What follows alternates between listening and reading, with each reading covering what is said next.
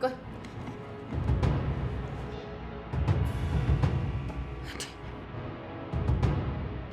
ምን አባሽ ልትሰሪ መጣሽ? በጣም ይቅርታ፣ በጣም ጨው የበዛበት ምግብ ነው ያመጣውላት። ስለዚህ ቀይሬ ሌላ ምግብ አመጣላታለሁ።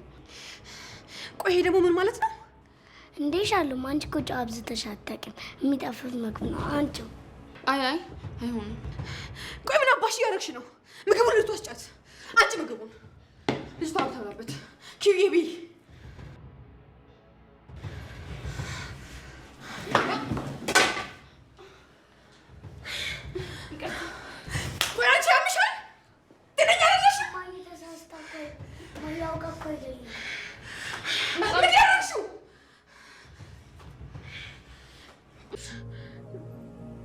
አይደለም ማለት ይሄ እኔ ጋር በጣም አዝኜብሻለሁ።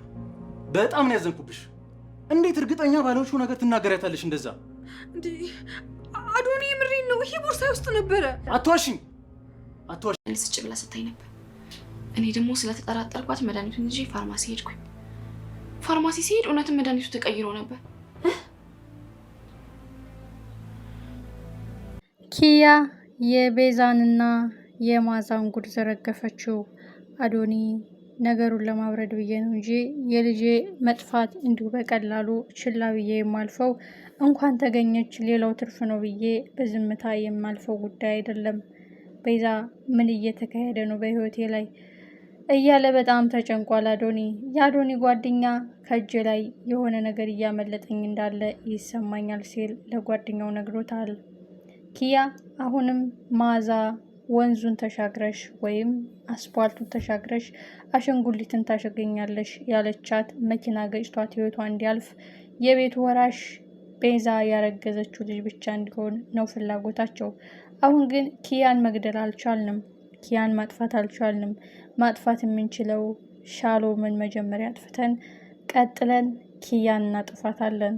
የኛ እቅድ እየከሸፈ ያለው በሻሎን ነው ሲሉ ሻሎምን ለማጥፋት ከእህቷ ጋር ተማክረዋል። እጅግ የሚያሳዝነውና ልብ የሚሰብረው ጉዳይ አዶኒ ቤዛ እኔና ኪያዬን በጣም ትወደኛለች፣ ትወደናለች፣ ታስብልናለች። ጉድጓድ እየቆፈረችለት ልትቀብረው ቀን እየቆጠረችለት በሆዷ ያረገዘችው ልጅ እያለ ላልወለደችው ልጅ የጭካኔን ጥግ የግድያን ክፋት በእጅጉ እያሳየች ያለችው ቤዛ ውርደቷ መቼ ነው? ሻሎም እዚህ ጋር ማቆም አለበት ስትል ለአዶኒ ለመናገር ወስናለች። ቤዛና ማዛ ናቸው ኪያዬን አስፓልት ተሻግረሽ ሂደሽ አምጪ ያሏት። ምክንያቱም መኪና እንዲገጫትና ህይወቷ እንዲያልፍ። አንተ የማታየው የማትረዳው ነገር የማትከታተለው ብዙ ሚስጥር አለ። አንተን አጥፍተው ልጅህን ነጥቀው ሀብቱን መውረስ ብቻ ነው ፍላጎታቸው። ያረገዘችው ልጅም ያንተ ላይሆን ይችላል። ምክንያቱም አንተን ካጠፋች ልጅህን ካጠፋች ለማን ብላ ትኖራለች? እስኪ ቆም ብለህ አስብ፣ አይንህን ግለጥ። እህቷም እዚህ ለመኖር ሳይሆን የመጣችው እሷ ተደርባ የእሷ የሚያቀታትን እሷን ለማስተካከል እሷ የሚጎላትን እሷ ለመሙላት እንጂ ላንተ አስበው ወይም ሚስትህን ለመንከባከብ በሆዷ ያለውን ልጅ ለመጠበቅ አይደለም በማለት እንግዲህ ሻሎም ሁሉንም ለመዝርገፍ ለአዶኒ ደውላለታለች። ሰላም የተከበራችሁና የተወደዳችሁ ውድ ቤተሰቦች ሰላማችሁ ብዝት ይበልልኝ። ተወዳጁ ሻሎም ዛሬም የሚገርምና የሚደንቅ ሁኔታ ተፈጥሯል። እርጉዟ ሴት ባልወለደች ልጅ የጭካኔን ጥግ የክፋትን መጠን የምታሳየው ሰው የራሱን ልጅ በሆዱ ቋጥሮ ያልወለደውን ልጅ ለምን ያሰቃያል? ጨካኟ እርጉዝ ሚስት የእንጀራ ልጇን ለመግደል ወጥመድ እየጠመደች ያለች፣ ባሏን ለማጥፋት ሀብቱን ለመቆጣጠር ጉድጓድ እየቆፈረች ያለች፣ ይህንን ወጥመዶና ክፋቷን ለማስቆም እየተጋች ያለች ምስኪን ልጅ እሷን ለማጥፋት ሌላ ቀመር ተቀምሮላታል። ይህንንስ ማን ይሆን የሚካሽፍባት?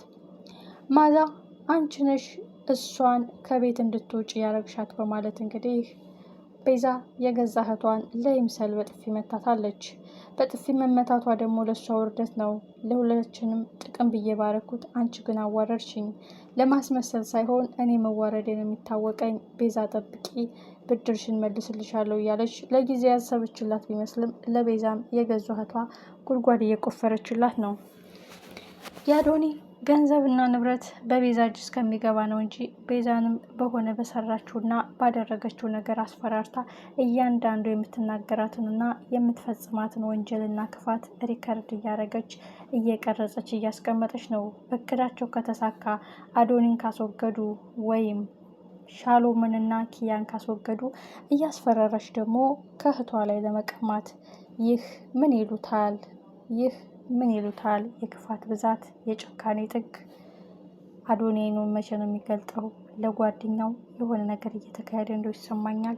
አንዳች ነገር ከእጅ እያመለጠኝ ነው። አይኔን መግለጥ እያቃተኝ ነው። ዙሪያዊ መመልከት አቅቶኛል።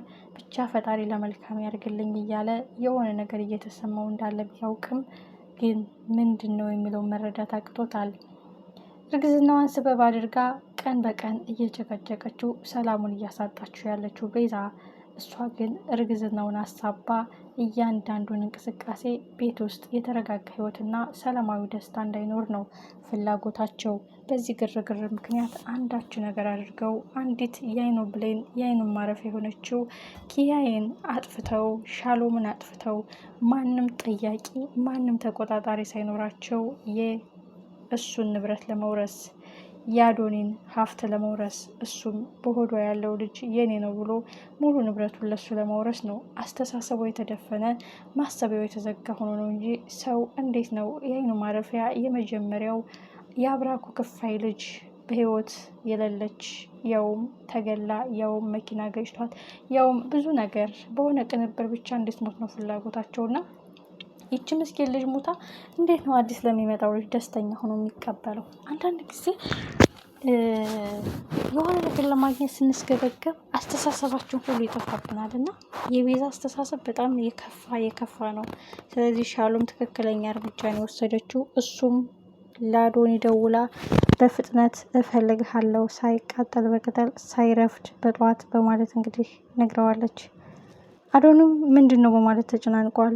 ይህ ማለት ሻሎም የማጣው ነገር የለም፣ እንደውም ከተናገርኩ የማትረፈው ይበዛል፣ የቤዛና የመዓዛ ጉድ ይዘረግፋል።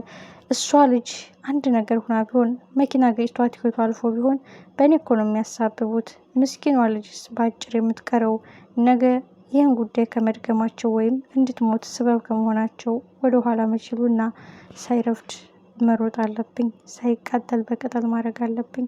ምንም ነገር ባልናገር እንኳን አይንህን ግለጥ፣ ዙሪያህን ተመልከት፣ ጥላት ከበኋል፣ አንተን ለማጥፋት አንተን ለመግደል ልጅህን ለመጥቃት ነው የመጡት ብዬ መናገር አለብኝ ብላ እንግዲህ ሻሎም ቆርጣለች።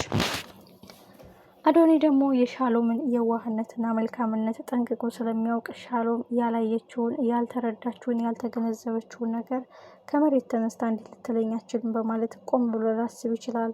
ትልቁ ጉዳይ ግን አሁን ቤዛ አዲስ ተንኮል አምጥታለች። ሻሎምን ቀድሞ ማጥፋት። ከኪያ ይልቅ ሻሎም ናት የወጥመዳችን አፍራሽ የወጥመዳችን አክሳሪ የሆነችው። እሷን አጥፍተን ኪያ ለእኛ በጣም ቀላል ናት። ተቆጣጣሪ፣ ተከታታይ ወይም ጠባቂ የላትም።